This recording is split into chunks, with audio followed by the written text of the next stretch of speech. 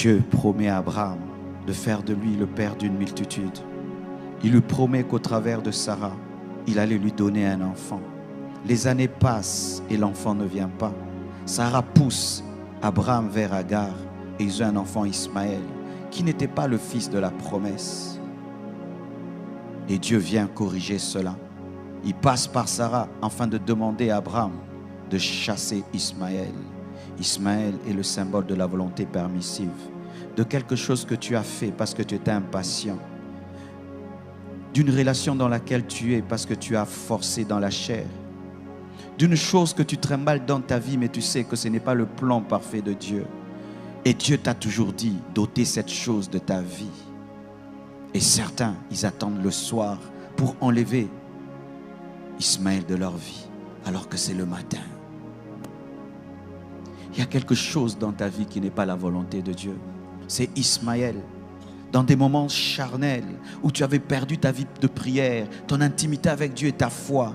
Tu as fait des alliances, tu as engendré des choses, tu as commencé des choses, mais tu te rends compte quand tu deviens spirituel que ce n'était pas le plan de Dieu. Et Dieu te dit d'enlever Ismaël et c'est le matin.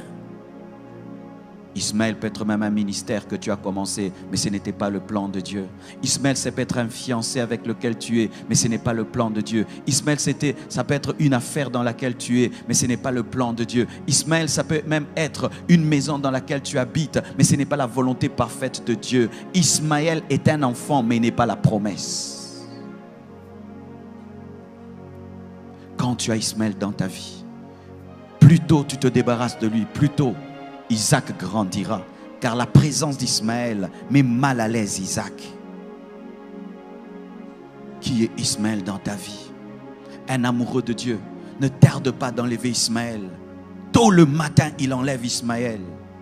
Quand tu te rends compte dans ta vie que ce que tu pensais être le plan parfait de Dieu n'est pas le plan parfait de Dieu, tu peux dire à un fiancé: je pensais que tu étais l'homme de ma vie, mais Dieu m'a dit que moi, je serai une grande servante de Dieu. Je ne peux pas épouser un païen.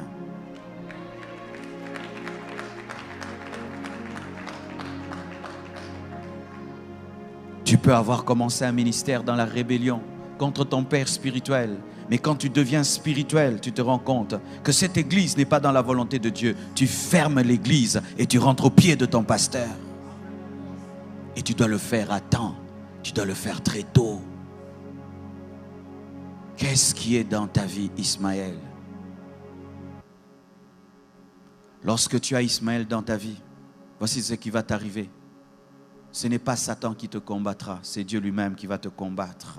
C'est lui qui sera ton ennemi numéro 1. Il s'opposera à toi jusqu'à ce que tu comprendras que tu n'es pas plus sage que lui. Enlevez vos Ismaël très tôt.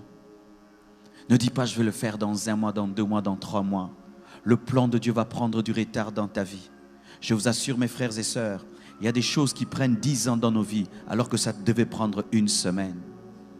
Tellement que tu as tardé d'enlever Ismaël, tellement que tu as tardé d'enlever Ismaël, et Dieu voit qu'Isaac sera en danger. Tant que tu ne lâches pas la volonté permissive, tu ne vivras jamais la volonté parfaite de Dieu. Certains ici, vous êtes dans des relations qui ne sont pas de Dieu. Tu vis dans la même maison qu'un homme qui ne t'a pas épousé. Mais Dieu t'a toujours dit qu'il va te donner ton mari. Mais voici la condition que tu as donnée à Dieu. Donne-moi d'abord mon mari avant que j'abandonne celui-ci. Ça ne marche pas comme ça. Tu lâches Ismaël. Tu dois lâcher Ismaël. Tu dois lâcher Ismaël. Je dis tu dois lâcher Ismaël. Dieu me dit qu'il y a des gens qui sont dans de telles situations, qui sont en train de poser des conditions à Dieu avant d'obéir. Vous allez obéir trop tard.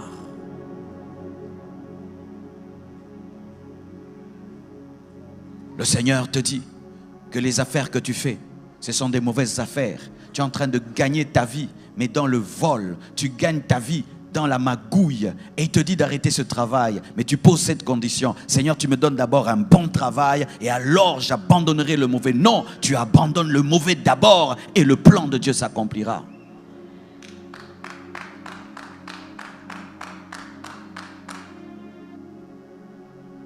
Es-tu dans la volonté parfaite de Dieu?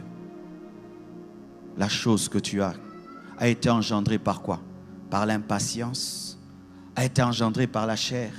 a été engendré par l'esprit, a été engendré par toi-même. Tu as forcé les choses. Et voilà que tu as Ismaël entre tes mains. Un enfant problématique. Jusqu'aujourd'hui, Ismaël est un problème pour Abraham. Ismaël a engendré tous ces gens qui bombardent le monde et qui créent des guerres dans le monde entier. Faites très attention. Obéissez à temps. Vous savez, mes frères et sœurs, lorsqu'une maladie est au début, on peut la soigner très tôt. Mais si tu la laisses grandir, tu peux vivre une amputation. Plus tôt tu obéiras à Dieu, plus tôt Dieu te guérira. Et si tu fais 10 ans, 20 ans, 30 ans avec Ismaël, il fera partie de ta vie. Et le jour que Dieu va l'enlever, une partie de toi sortira. C'est lorsque des gens arrivent jusqu'à avoir des enfants avec un mari d'autrui, des enfants qui ont grandi. Et là maintenant, l'Esprit de Dieu te dit de te séparer. Mais vous voyez le déchirement que ça cause. Ce n'est pas seulement que tu te sépares d'un homme, mais il y a des enfants.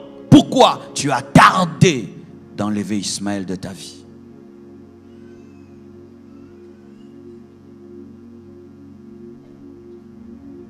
Écoutez, c'est bien.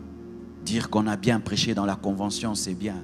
Mais si nous, après nous avoir écoutés, mes frères, vous ne pratiquez pas ce que vous avez entendu et vous tardez encore, vos cœurs vont s'endurcir. Les hommes de ce monde disent qu'il faut battre le fer lorsqu'il est chaud. Pendant que l'Esprit de Dieu est en train d'opérer dans ce domaine de ta vie, profite-en pour décider et te libérer d'Ismaël.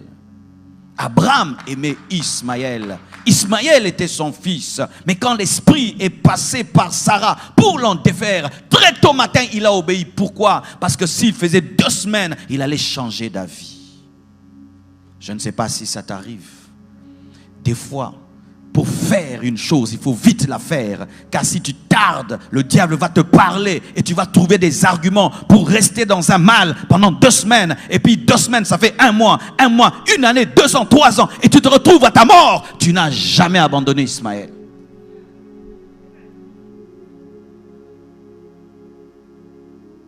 Même si tu vas laisser Ismaël dans le désert en pleurant, pleure, mais laisse-le dans le désert. Même si tu vas te séparer de cette fille en pleurant, pleure, mais laisse-la dans le désert.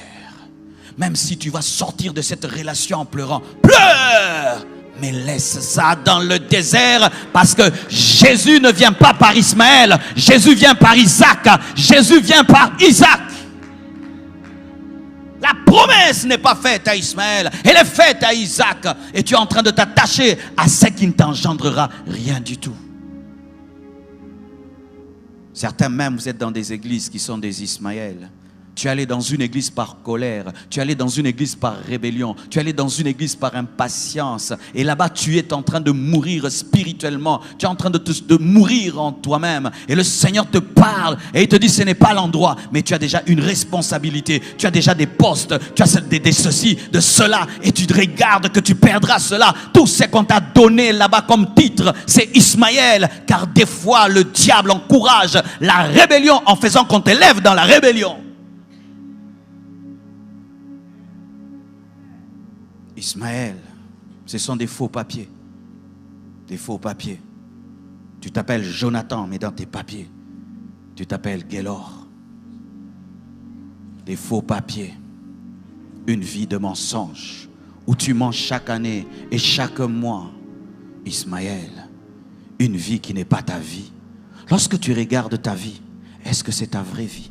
Aimes-tu ta vie? Es-tu heureux de cette vie que tu as? C'est Ismaël. Tu dois quitter cette vie, mais tu dois décider quand? Le matin. Maintenant.